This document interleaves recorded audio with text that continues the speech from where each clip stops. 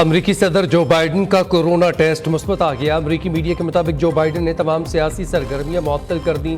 White house نے صدر Joe Biden کے کورونا میں مبتلا ہونے کی تصدیق کر دی۔ صدر بائیڈن کا لاس ویگس میں کانفرنس سے خطاب شیڈیول تھا۔ منتظمین نے بائیڈن کے کورونا کے باعث کانفرنس میں عدم شرکت کا اعلان کیا تھا۔ جو بائیڈن نے انتخابی دوڑ سے دستبردار ہونے کا عندیہ دے دیا۔ کہا اگر ڈاکٹرز نے کہا تو دستبردار ہو سکتا ہوں۔ ادھر پارٹی رہنماؤں کی جانب سے بڑی مخالفت۔ صدر بائیڈن کی بطور دوبارہ صدارتی امیدوار نامزدگی ایک ہفتے کے لیے ملتوی کر دی گئی۔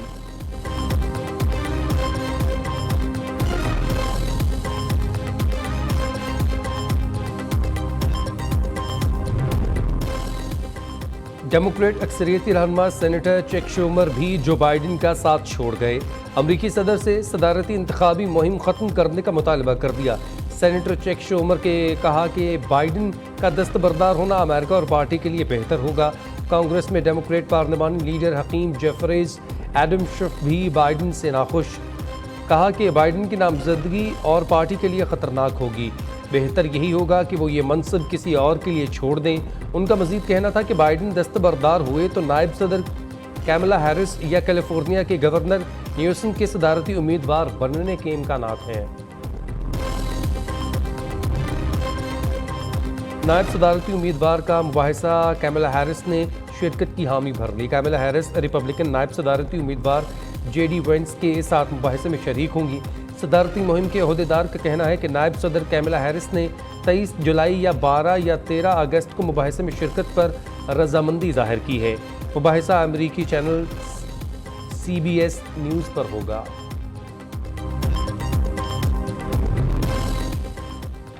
ٹرمپ کے قتل کی سازش میں ایران ملوث ہو سکتا ہے۔ امریکی حکام کا دعویٰ۔ کہا سابق صدر کو قتل کرنے کی ایرانی منصوبہ بندی کی اطلاعات ملی تھیں۔ اقوام متحدہ میں ایران کے مستقل مشن نے ڈونلڈ ٹرمپ کے قتل کی سازش کی تردید کر دی۔ کہا یہ الزام جھوٹا اور بے بنیاد ہے۔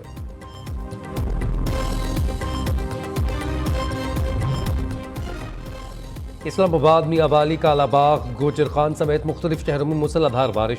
گرمی کے ستائے شہریوں کے چہرے کھل اٹھے۔ نشیبی علاقے زیر آب، گھروں میں پانی داخل، کچی دیواریں اور درخت گر گئے۔ پنڈ دادن خان پننوال میں ہائی وے دلدل میں تبدیل ہو گیا۔ یونین کونسل ساوال کے داخلی راستوں پر 3 فٹ پانی جمع۔ کوہستان، نمک سمیت تمام پہاڑی علاقوں میں بھی بارش جاری۔ ضلع شیرانی میں طوفانی بارش۔ دھانا سر کے علاقے میں لینڈنگ۔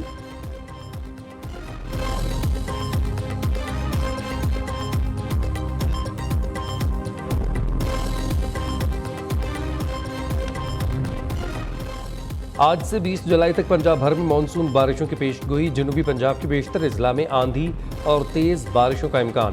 ندی نالوں میں طغیان کا خدشہ، الرٹ جاری۔ بارش کے باعث خیبر پختونخوا مری گلیات کے مقامی ندی نالوں میں طغیان کا خدشہ۔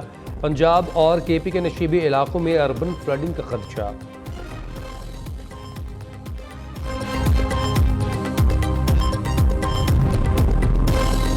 میکسیکو میں بارش کے بعد شہری علاقے میں سینکڑوں مگرمچھ داخل۔ گزشتہ ماہ سے جاری بارشوں کے بعد سے اب تک تقریباً 200 مگرمچھ مختلف علاقوں میں داخل ہوئے، جنہیں پکڑ کر محفوظ مقامات پر منتقل کر دیا گیا۔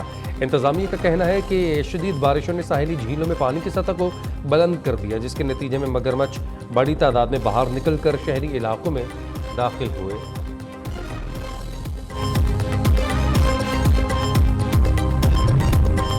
افغانستان کے علاقہ ننگرہار میں بارش سے تباہی، مختلف حادثات میں 47 افراد جاں بحق۔ افغان حکام کا کہنا ہے کہ حادثات میں 350 سے زائد افراد زخمی ہوئے۔ بارش سے 400 کچے مکانات تباہ ہو گئے، جبکہ بجلی کی فراہمی معطل ہو گئی۔ 2 روز سے جاری بارش کے بعد متاثرہ علاقوں میں امدادی سرگرمیاں جاری۔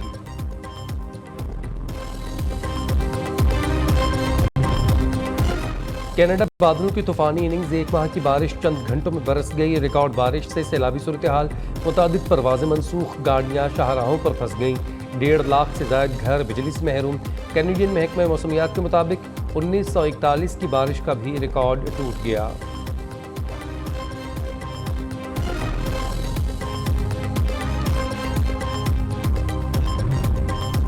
بنو چھاؤنی پر حملہ، پاکستان کا شدید رد عمل۔ افغانستان سفارت خانے کے ڈپٹی ہیڈ آف مشن کی وزارت خارجہ طلبی، احتجاجی مراسلہ تھما دیا۔ افغان حکومت سے بنو حملے کے ذمہ داروں کے خلاف فوری کارروائی کا مطالبہ۔ ترجمان دفتر خارجہ نے کہا دہشت گرد حملہ افغانستان میں مقیم حافظ گل بہادر گروپ نے کیا۔ افغانستان میں دہشت گرد تنظیموں کی موجودگی پاکستان کی سلامتی کے لیے خطرہ ہے۔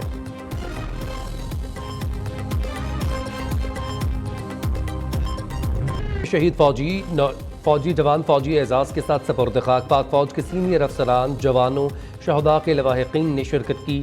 ڈیائے خان میں شہید فوجی جوانوں کی فوجی اعزاز کے ساتھ تدفین۔ ISPR کے مطابق شہداء کی یہ عظیم قربانیاں کسی صورت رائے گاہ نہیں جائیں گی۔ آخری دہشت گرد کے خاتمے تک یہ جنگ جاری رہے گی۔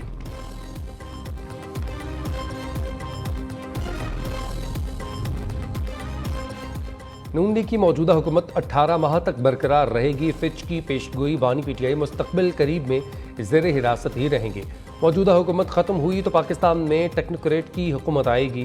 موجودہ حکومت IMF کے ساتھ مل کر ساری معاشی اصلاحات کرے گی۔ فچ کی رپورٹ میں کہا گیا ہے کہ پاکستان کی معیشت کے لیے بیرونی ادائیگیوں کا دباؤ معاشی رسک ہے۔ رواں مالی سال کے اختتام تک پاکستان میں مہنگائی بڑھنے کی شرح کم ہو سکتی ہے۔ حکومت پاکستان نے بجٹ میں مشکل ترین معاشی اہداف مقرر کیے ہیں۔ حکومت مالیاتی خسارہ 7.4 سے کم کر کے 6.7% پر لانا چاہتی ہے۔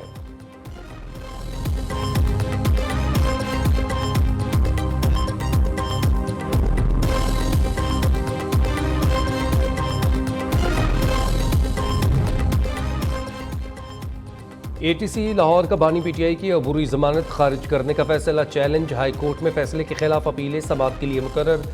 جسٹس شہرام سرور کی سربراہی میں 2 رکنی بینچ آج سماعت کرے گا۔ سانحہ 9 مئی کے 3 مقدمات میں ضمانت کی الگ الگ درخواستوں پر سماعت۔ انسداد دہشت گردی عدالت کا فیصلہ کالعدم قرار دینے کی استدعا۔ PTI سنی اتحاد کونسل کی پارلیمانی پارٹی کا مشترکہ اجلاس آج طلب۔ اجلاس میں پارلیمانی قائدین اور اراکین قومی اسمبلی شرکت کریں گے۔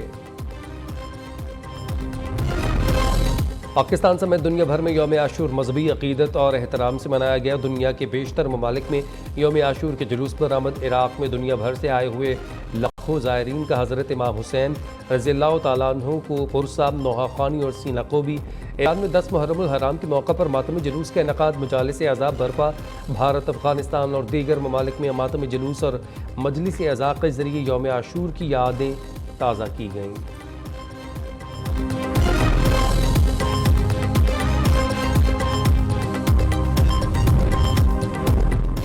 یوم عاشور پر پنجاب بھر میں جلوس اور مجالس والے علاقوں میں موبائل فون سروس معطل رہی۔ کراچی اور لاہور میں ڈبل سواری پر پابندی عائد۔ فوج، رینجرز اور پولیس اہلکاروں نے سیکیورٹی کے فرائض سر انجام دیے۔ شہدائے کربلا کی عظیم قربانی کی یاد میں شام غریباں برپا۔ کراچی کی مختلف سڑکیں کھول دی گئیں۔ نمائش چورنگی سے کھارادار تک تمام سڑکیں کھول دی گئی ہیں۔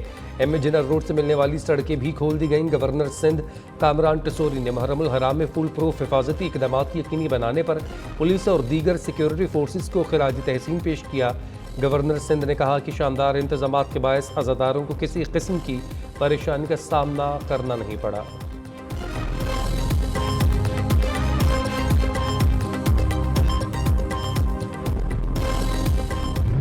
شب عاشور کے سلسلے میں اس وقت ہم روزہ امام حسین علیہ السلام کی چھت پر موجود ہیں۔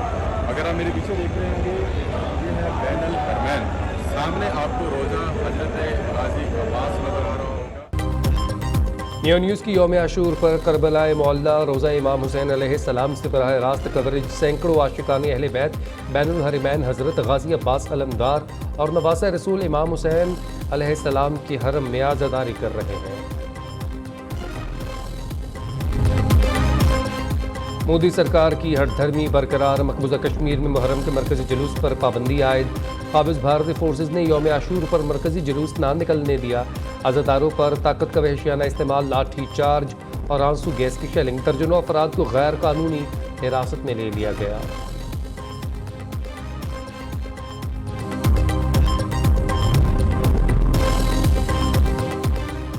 مسقط میں مسجد پر حملے کی ذمہ داری داعش نے قبول کر لی۔ فائرنگ سے 4 پاکستانیوں سمیت 6 افراد جاں بحق اور 30 زخمی ہوئے۔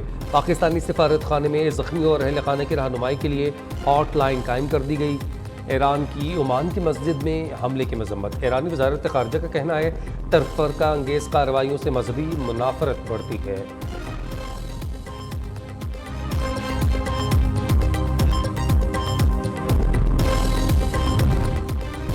سعودی ولی عہد کا ایرانی صدر کو فون نے الیکشن جیتنے پر مبارکباد دی۔ ایرانی اور سعودی رہنماؤں نے تعلقات میں مزید استحکام اور مختلف شعبوں میں تعاون بڑھانے پر گفتگو بھی کی۔